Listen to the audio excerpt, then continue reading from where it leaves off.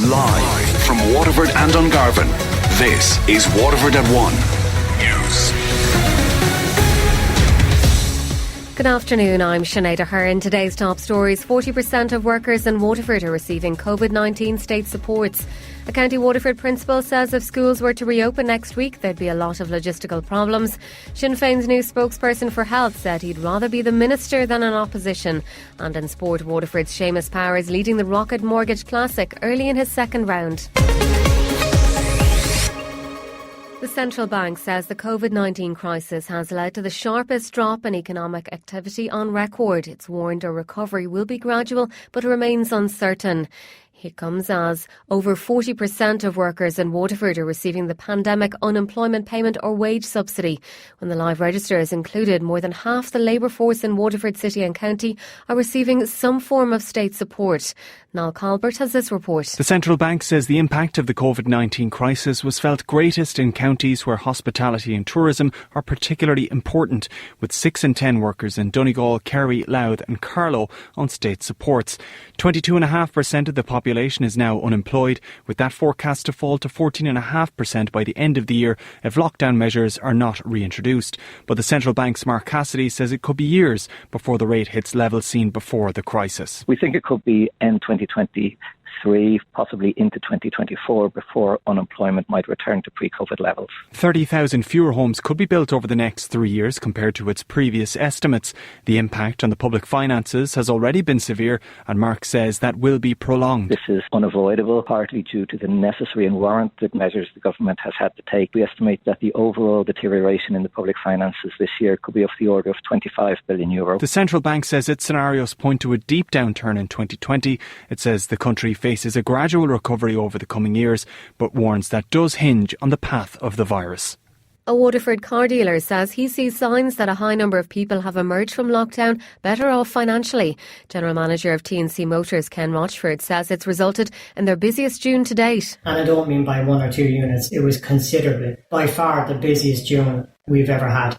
Well, we would normally sell, we'd average probably about 50 plus sales per month. We did 76 used cars in the month of June. And not only that, but we had a lot of orders for new 202s. So that's a significant improvement on what we would normally do in a month of June. He says a lot of his customers were able to benefit from pandemic payment schemes. With most people that were on a subsidy, a lot of their employers were making up the balance of their money. So for most people, not all, their money wasn't affected. They had less places to spend it. So they actually managed to save a lot of money over those 8 weeks. That's definitely the feedback we're getting for people, and they're after saving deposits that they normally wouldn't have, they're coming in using that, putting it towards cars.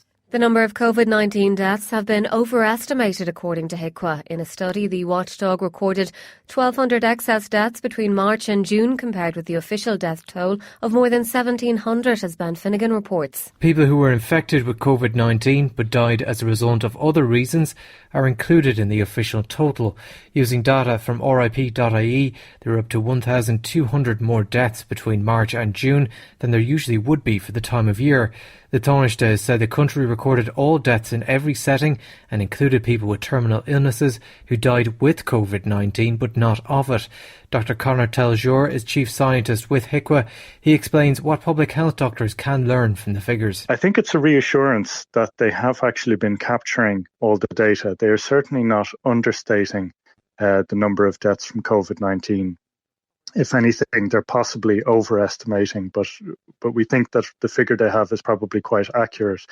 And what we've seen in some other countries is that they've had undercounts, I suppose most notably in the UK. The CSO has also released data on death rates from COVID-19, which calculates a similar number of excess deaths. It says it is possible there will be a lower death rate later in the year because of the high numbers of elderly people and those in nursing homes who died after testing positive for coronavirus. There's no change in the number of coronavirus cases in Waterford. As of midnight on Tuesday, there were a total of 158 cases since the outbreak began. The HSE's daily operations update shows a total of 20 confirmed cases of COVID-19 in hospitals around the country, 2 of whom are at University Hospital Waterford. A County Waterford principal says if schools were to reopen next week, there'd be a lot of logistical problems. It comes as new guidelines on social distancing in schools are unlikely to change before return to classrooms in the autumn. them. The National Public Health Emergency Team says it's now up to school management to apply the guidance and implement it over the next few weeks. The measures include children in third class and upwards keeping a distance of at least a metre, while in secondary school physical distancing of 2 metres where possible is advised. Michael Ring from Blackwater Community School spoke to Damien Tiernan on Daisha today. If we were to open next week, I suppose with the 1 metre scenario, logistically, it would pose a lot of problems. But every school and every parent and every student, I think at this stage as well, want to come back and want to resume education in normal circumstances. With the 1 metre situation, it would pose an awful lot of problems. It would be very difficult, obviously. You wouldn't be able to have everybody back. You would end up in what they're talking about at the moment, a blended learning. The newly appointed Sinn Féin spokesperson for Health, David Cullinane, said he'd rather be the Minister for Health than in opposition. The Waterford deputy who topped the poll here in the last election was announced yesterday as part of the Sinn Féin front bench. He said that while the delivery of cardiac care in Waterford is a priority, he'll be holding the government to account on a number of issues. Well, certainly I've deferred to be the Minister for Health and not the lead opposition spokesperson. We've been put in the position of opposition not because of our choice, but because parties just refuse to talk to us. So I suppose what we need to do is to make sure that doesn't happen the next time by simply winning more seats. But to have the main opposition health role, I think is going to be really important for Sinn Féin, but also important for me and I think Waterford and the South East, given the many health issues which have dominated the South East for a long time. Waterford Council has voted to proceed with a 22-house development at Ballinashe off the Butlerstown Road near Ballybeg. The council had voted last year to consider whether an affordable housing scheme could be pursued in place of social housing. However, councillors narrowly voted in favour of the development, with a decision on the final blend of the site to be made at a later date. One opponent to the plan, independent Donald Barry, says the scheme and other developments in the pipeline will mean an over-concentration of social housing in Ballybeg. We need communities where people are happy to live, where the residents can participate and prosper. The construction of these proposed houses and the building of 49 apartment units on the site of the former Ryan's pub in Ballybeg and the recent opening of a social housing unit at Lacken is surely an overdevelopment of social housing in the area, and I ask my fellow councillors here to support an affordable housing scheme on the site. Pride in our community is an important civic value as it helps to create a stable and caring society. Ireland has reached an agreement with the EU on the exportation of food and live animals through the UK post-Brexit. The draft deal is subject to the approval of EU member states, as Casey O'Riordan reports. The agreement would limit the impact of Brexit on exporters of Irish food and live animals.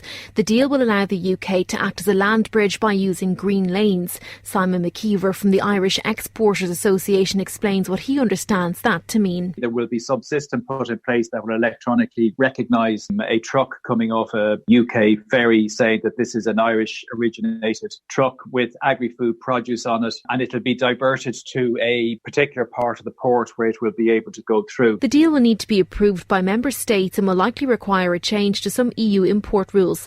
IFA President Tim Cullinane believes the deal will be a relief to farmers. For the last number of weeks we were hearing there was a possibility of a no deal and a crash out, and obviously that would be a major concern for Irish farming. So look, hopefully this is a move in the right direction. Without the deal, food and live animal exports from Ireland would face a significant increase in costs, delays and paperwork. Sports News on WLR. With Virgin Media Waterford. Want super fast broadband today? Drop into Virgin Media George's Street and take it home with you. Easy as that.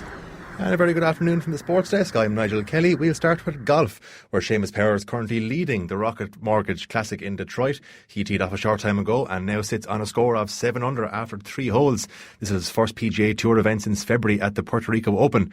Moving to the Premier League, where City boss Pep Guardiola doesn't believe their 4-0 win over Liverpool last night will have any bearing on next season. It was Liverpool's first game since becoming Premier League champions and only a second league defeat of the season. Guardiola was impressed with his team's performance, but says they will have a lot of work to do if they want to overtake Jurgen Klopp's side. The gap of Liverpool is more than 20 points.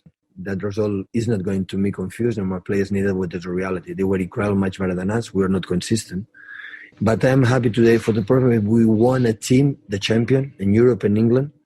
By next season will be completely different. Liverpool boss Jurgen Klopp has defended the attitude of his players after the Premier League champions were thrashed 4-0. The Merseysiders were given a guard of honour in their first game since winning the title, but City brought them down to earth. Klopp said that his players were focused on the match, but that City are still a very good team. If you want to lead this story in the direction that we were not focused on that game, then do it. So that's, you ask a second time now. When I speak about attitude, I like my team, how they set it up. I said that, and I thought it's clear. If you go again with that, we have to. I think we proved that point, and we proved as well that City is an unbelievably good team. So isn't it nice that in this league another team can be champion even when City is around and plays this kind of football, is able to play this kind of football? That's a surprise as well. Staying with the Premier League, where Man United boss Ole Gunnar Solskjaer says it's difficult to narrow down the exact reason for their upturn in form. His side are on a 15-match unbeaten run in all competitions and could move into the Premier League's top 4 this weekend. Solskjaer hopes that they can keep their momentum going until the end of the season. Results and performances will give you more confidence. The team, the group is working towards a common goal. They can see the effort we've put in has worked. The team shape is better. Moving to the GAA, where the Waterford minor ladies footballers spoke to WLR Sport this morning, calling for the cancelled All-Ireland series to be reinstated. Rachel Roach, Molly Kenny and Vice-Captain Orla Kennedy will be featured on tomorrow's On the Ball at midday. They have started a petition with the goal of stopping the cancellation of their All-Ireland Championship. They're asking for people to sign and share the petition to show the support for their cause. There is momentum building behind the petition, and we just ask that people keep sharing it, keep signing it. Because it simply is, we just want to play football. We've been looking forward to it all quarantine. We just want to get back in the pitch. That's all we want. And finally, there is an 8-race card at Navan this evening. The first one goes to post at 20-5. With a quick check on the golf, Seamus Power, 4 holes in, par on the 4th, 7 under, tied for the lead with Kevin Kistner.